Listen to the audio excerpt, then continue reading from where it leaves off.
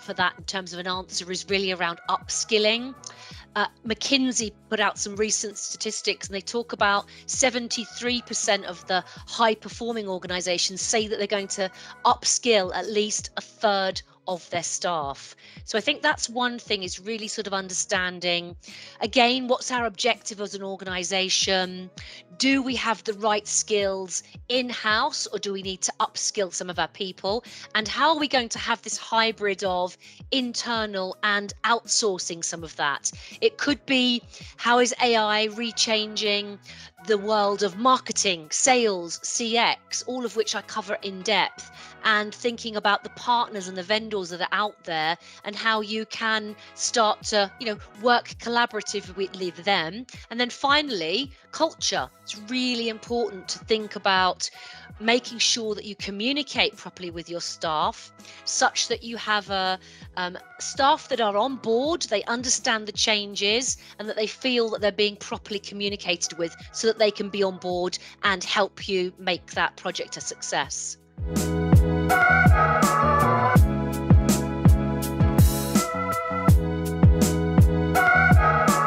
Ethics is a huge topic at the moment. I've just come back from being all over continental Europe, actually, doing keynotes in Amsterdam and other countries with various legal counsels.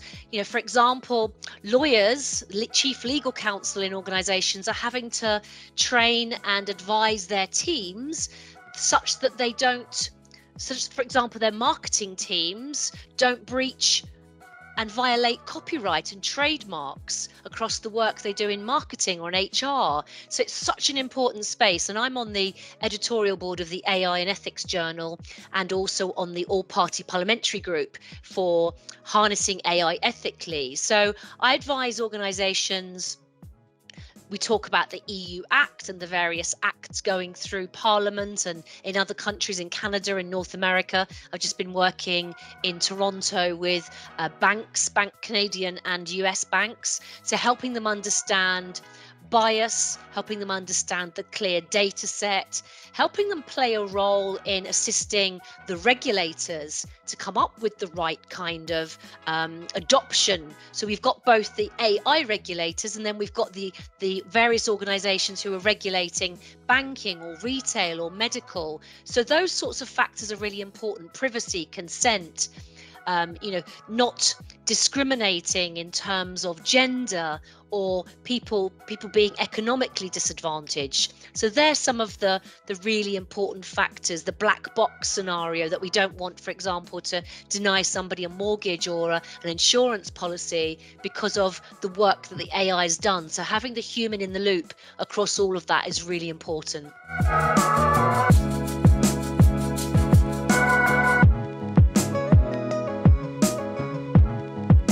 So every country around the world is grappling with how they can take advantage of AI at both a government level, society, but businesses as well. And I'm traveling everywhere at the moment.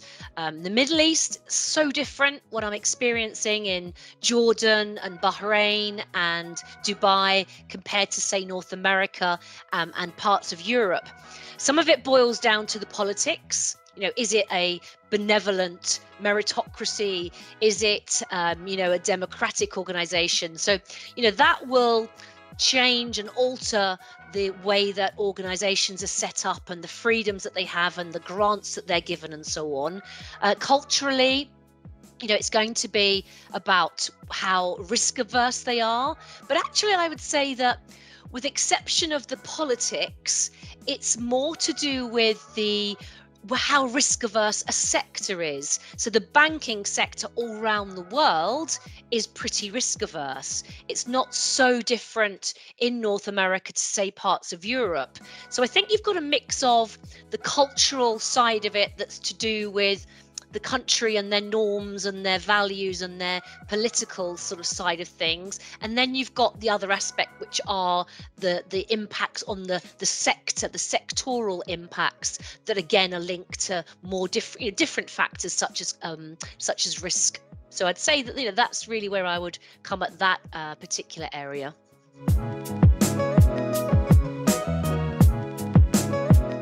great question to finish with.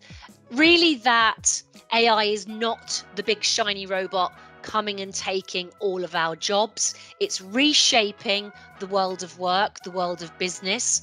It's changing the world. It can be used for great good, and you can't afford to ignore it anymore. And what I do is delve into the particular industry sector and really tailor my material for them, guide them through in a very empathetic way, awaken them to the reality of what AI is, and give them some really pragmatic, energized steps with my scorecard that they can go away, gamify with their teams, and start to implement.